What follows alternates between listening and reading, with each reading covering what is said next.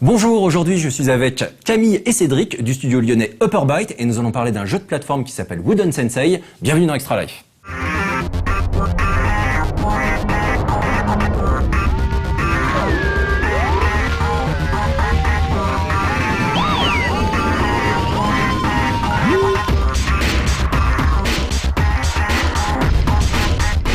Est-ce que vous pouvez commencer, du coup, par Camille, par te présenter un petit peu. Alors, je crois que tu es programmeur sur Wooden Sensei. Qu'est-ce qui t'a amené un petit peu aux jeux vidéo et ensuite à la programmation? En fait, c'est l'inverse plus. J'ai plutôt découvert les jeux vidéo après la programmation. Ouais. J'ai commencé à programmer sur la calculette de ma sœur, en fait, de ma grande sœur, une T89. Ok. Et petit à petit, à ce moment-là, j'ai commencé à avoir à la maison une Mega Drive, et les voisins qui commençaient à avoir des PlayStation, ce genre de choses-là. J'ai eu un PC à la maison, les premiers Duke Nukem 3D en réseau avec des potes, ce genre de choses. Et donc après, du coup, bon, j'ai fait des études dans la technique, vu qu'à la base, j'étais dans la programmation. Et à la sortie de mon école, la première boîte que j'ai intégrée, c'était une boîte de jeux vidéo. Ok. Et voilà, qui s'appelait Smackdown Production. D'accord. Et d'ailleurs, c'est là qu'on s'est rencontrés. Ok. Donc du coup, toi tu es graphiste, Cédric. C'est ça, ouais. Qu'est-ce qui t'a amené au graphisme et aux jeux vidéo? Alors moi, de mon côté, c'est plus le fait de découvrir les jeux vidéo quand j'étais gamin. Ouais. Donc le côté NES, Game Boy, donc Kirby, Zelda. Donc très 2D. Des traits 2D, des belles découvertes pour l'époque quand j'étais gamin. Et du coup, de mon côté, je me suis intéressé plus à la 3D vers les 16-17 ans, Ouais. où je passais mes nuits dessus facilement. Et j'ai intégré une école, donc, les arts appliqués à Bellecour, à Lyon. D'accord. Donc ESIA 3D maintenant, ça s'appelle. J'ai fait 3 ans de formation là-bas. Je suis parti également donc, à Smackdown Production dès la sortie de l'école. Et on s'est rencontrés là-bas. Ok. Voilà. Et donc est-ce que étant gamin, tu griffonnais beaucoup sur papier ou t'es tout de suite passé sur la J'ai mis du modélisation temps 3D? j'ai mis du temps à dessiner. Je suis meilleur technicien 3D Ouais. que dessinateur. Après, tout est possible. Il faut juste Ok. plus de temps de mon côté pour de la 2D. Très bien. Voilà. Est-ce que vous pouvez nous parler maintenant, donc vous êtes rencontrés à Smackdown Production, qu'est-ce qui vous a donné l'idée et l'envie de créer le studio Upperbyte? Ça s'est passé en 2 étapes, en fait. Donc déjà, il y a un moment où on a quitté le studio dans lequel on était. Donc moi, c'est parce que j'étais en fin de contrat. Ouais. Lui, il a quitté un peu plus tard. On est Je suis passé... resté 3 ans environ. D'accord. Voilà. Moi, j'y suis resté un peu moins d'1 an, pour donner un ordre d'idée. Voilà. Et une fois qu'on a quitté donc, le studio, on est passé freelance. Ouais. Donc on a fait des petits jeux, notamment sur iPhone, iPad pour d'autres personnes. D'accord. Et au bout d'un moment, je pense l'envie à force de bosser sur le projet des autres et aussi le fait qu'à un moment il y a eu un creux de demande, on s'est dit c'est le moment. On a commencé à lancer les premiers prototypes de jeux à nous et naturellement au bout d'un moment il a fallu monter la structure juridique autour et le studio et tout ce qu'elle est. Et le studio a été monté en 2011. C'est ça. C'est ça. Ok. En août 2011. C'est ça. Est-ce que vous avez eu des aides un petit peu de la région, du pôle lyonnais? Je sais qu'il y a pas mal... C'est un secteur très actif dans le domaine du jeu vidéo. Il y a Paris, il y a Lyon, il y a Montpellier. Alors, la meilleure aide qu'on ait eue jusqu'à maintenant, c'est d'avoir intégré le Pôle Pixel, on va dire, Ouais. qui est un endroit assez sympa pour la mixité des professions. Ok. En notre aide, en ce moment, on n'a pas eu grand-chose.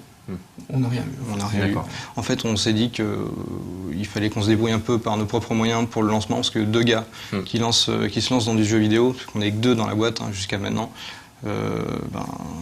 peut-être ça manque de crédibilité au début pour les entrepreneurs ou pour les autres gens Les qui nous investisseurs accompagnent. potentiels Voilà. ou la structure juridique liée à la région. Donc Ok. le but était de faire un peu nos preuves. D'accord. Exactement. D'où l'importance du premier jeu. Et donc, est-ce que ça a été difficile de choisir le genre plateforme avec Wooden Sensei ou est-ce que ça a été naturel, automatique? Je sais que c'est un genre qui est vraiment très prisé par tous les indés. Il y a sur les premiers jeux, on a souvent quand même, dans 50% des cas, c'est un jeu de plateforme. Est-ce que vous pouvez nous expliquer un petit peu ce choix? Est-ce que vous avez hésité par rapport à d'autres types de jeux? On n'a pas hésité longtemps. On est vite parti sur du prototype jeu de plateforme. Ouais. En grande partie par nos références, étant gamin, je pense. Mario. Alex Kidd, Alex Mario, Kidd. Sonic, Donkey Kong, Ouais. et plein d'autres en fait. Mais oui, c'est vrai que celles-là, on les retient bien pour Wooden Sensei. Et tous les jeux pour un grappin aussi. Ouais, c'est vrai que les grappins... Donc Bionic Commando et quoi d'autre? C'est ça. Worms un peu quand même. Ouais, carrément. Dans le genre jeu avec un grappin, c'est pareil. Est-ce que, mais du coup, donc à 2, donc toi tu t'es occupé de toute la partie graphique, Tout ce qu'on voit, ouais. donc aussi de la direction artistique, le choix, les ambiances, etc. Et toi toute la programmation sur PC. Alors pourquoi le choix de la plateforme PC? Vous n'avez pas pensé à un moment donné faire le jeu sur, comme il y a beaucoup de jeunes studios qui commencent à travailler plutôt sur les plateformes mobiles, donc du coup iOS, Android, etc. Pourquoi le PC? Eh ben, ça va peut-être te paraître un peu bizarre, mais le tout premier prototype, c'était sur mobile. D'accord. Le tout premier. Et on n'arrivait tellement pas à trouver quelque chose de fun qu'au bout d'un moment, on s'est dit que c'était vraiment pas une bonne idée. Et notre but, c'est plus de devenir à moyen et long terme un studio de PC, Mac et console, plus que mobile, PC et web. Ok. Voilà. On aime les manipulations manettes en fait. Ouais, on a beaucoup de mal avec le côté tactile parce qu'il y a un temps de latence qui se ressent dans les jeux. Et Wooden Sensei, je pense que quand on le manipule assez longuement, on se rend compte qu'il est très réactif, très nerveux, c'est un gameplay très nerveux. Donc c'est vrai que le mobile n'était pas spécialement approprié. On a fait des tests de notre côté sur la suite, quand on a bien avancé sur Wooden Sensei. Et non, on n'a pas trouvé ça fun. Okay. Je pense que si on fait un jeu mobile plus tard, peut-être sur Wooden Sensei, ce sera un autre jeu. Ouais, peut-être un running game, c'est un genre qui est très prisé et qui permet de faire de la plateforme sans vraiment faire de la plateforme, et au niveau de l'input c'est quand même limité, donc c'est un genre qui marche bien sur mobile. Et c'est vrai que le vrai jeu plateforme, il y en a quelques-uns qui ont été faits, qui sont parfois sympathiques, mais c'est toujours bizarre avec les commandes virtuelles, je suis assez d'accord, c'est un truc qu'il faut s'y faire. On peut prendre l'exemple de Super Meat Boy là-dessus, qui ont fait donc un jeu sur PC Mac. Je crois bien, Mac aussi.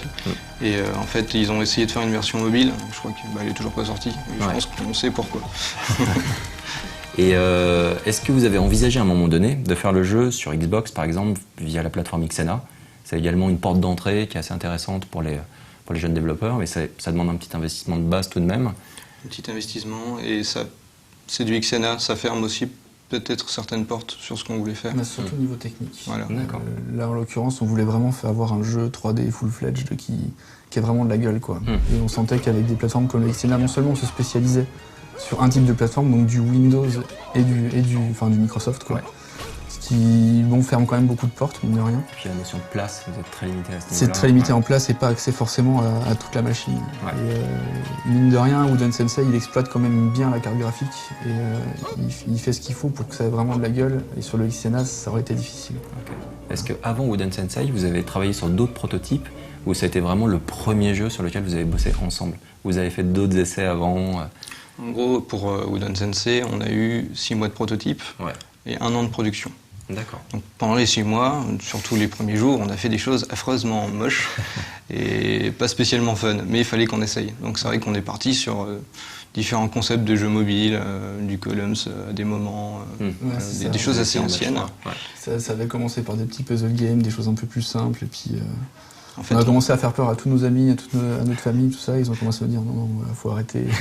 Là, on a commencé à se remettre en question. En gros, on a tâté le terrain. On voulait savoir jusqu'où on pouvait aller à deux. Le but étant d'avoir un produit plus que bien, fini, qui ait de la gueule. Voilà, on s'est dit, on pousse le prototype au maximum. Quand on a vraiment quelque chose de fun, on le garde. Ok. Voilà.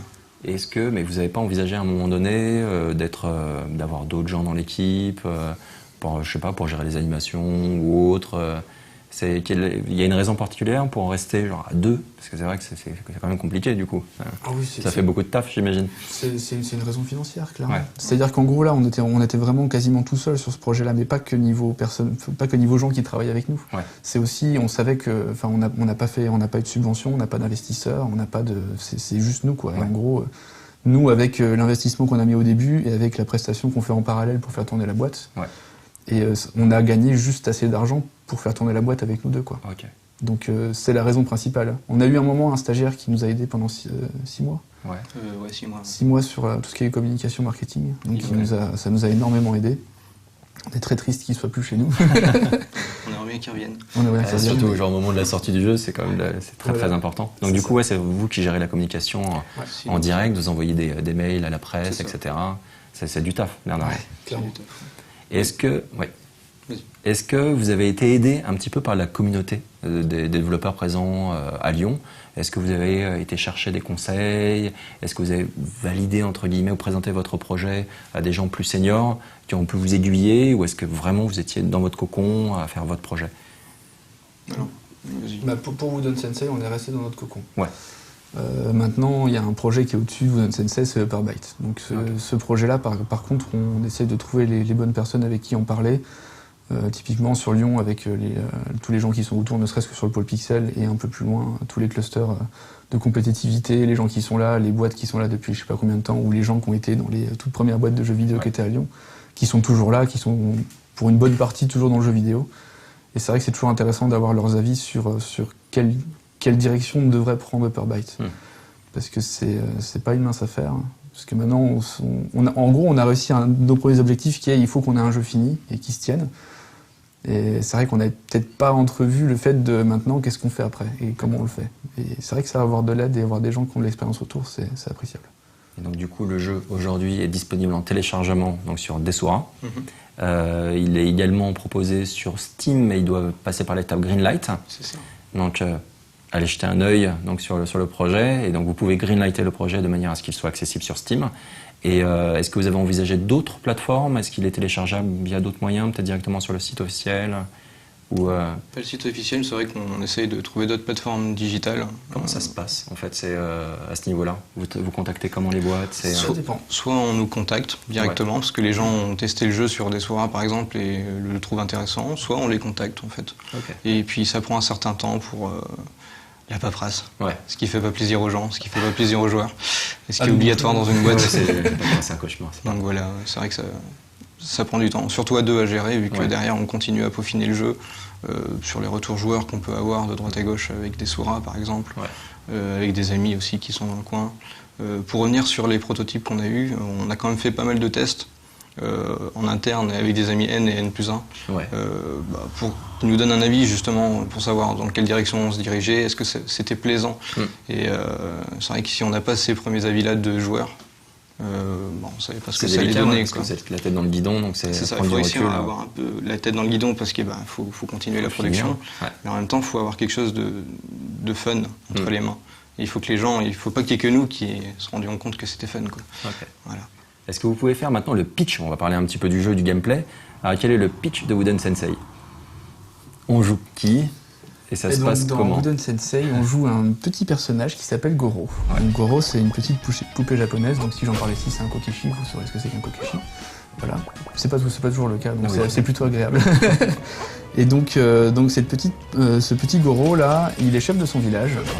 Et donc ils vivent dans un monde merveilleux où ils ont besoin d'une boisson qui s'appelle le sei, donc S-E-Y, pour survivre. Et donc ils se font voler tout leur stock de sei.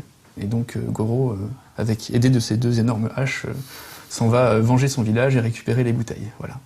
C'est ça. Donc le pitch c'est ça.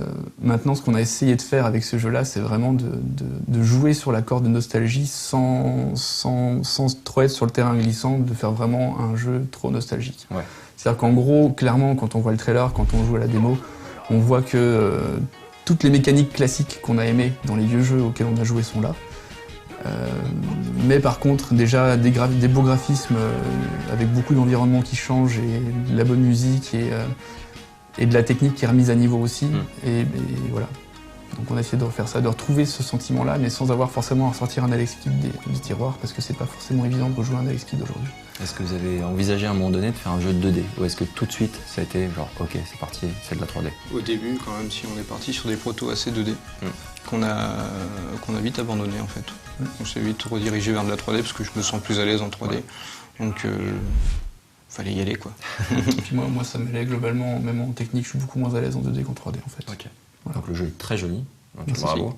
Et il y a des niveaux, par exemple un niveau qui est sous l'eau, qui est absolument magnifique. Niveau 3.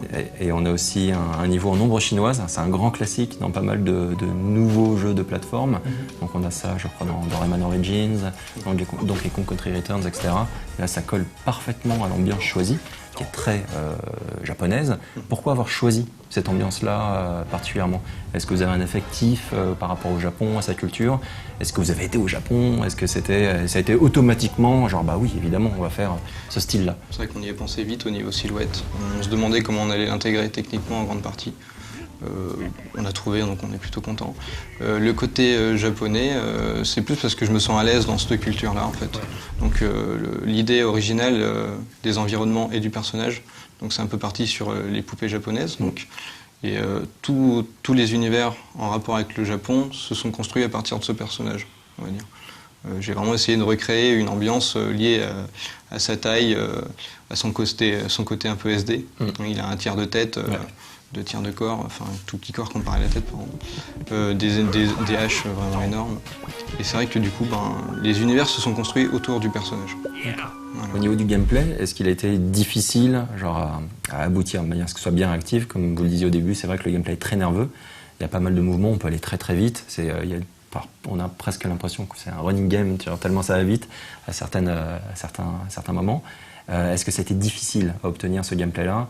Est-ce qu'il y a eu beaucoup d'itérations? Est-ce que vous avez choisi différentes pistes, essayé différentes choses à certains moments? Alors, comme dit au début, on a pas mal... Moi, de mon côté, en tant que graphiste, je me suis beaucoup concentré sur le côté 3D du personnage. Et derrière, oui, la deuxième chose qui est arrivée, c'est les contrôles du personnage. Réussir à avoir quelque chose de très très réactif. Donc ça, c'était la grande part de Camille. Ça, en fait, c'est étroitement lié à une bête noire assez généralisée dans le jeu vidéo qui est la physique. Oui. C'est-à-dire qu'on a l'impression qu'on a un moteur physique qui fait plein de trucs super réalistes, donc on peut lui faire ce qu'on veut. Non. Dans le moteur physique, lui, il sait faire des choses réalistes. Un personnage, c'est pas du tout réaliste. Ça n'a rien à voir avec ce qui est réel. Ça accélère super vite, ça fait des sauts totalement impossibles, ça fait des choses que physiquement, dans notre monde qu'on connaît, c'est-à-dire le monde qui essaye de copier le moteur physique, ça marche pas. Donc quasiment toute la physique du personnage est entièrement faite à la main, en fait. Donc là, pas d'utilisation de logiciel particulier, en gros, le moteur derrière, c'est Unity. Ouais. Donc on utilise le moteur Physics, qui est le moteur de NVIDIA qui est à l'intérieur, mais par contre, les contrôles du personnage en lui-même, en gros, tout ce qui n'est pas les caisses et les débris qui tombent, c'est pas Physics. Ok. Voilà. C'est toi, c'est moi qui fais ce qu'il faut. Parce que vraiment,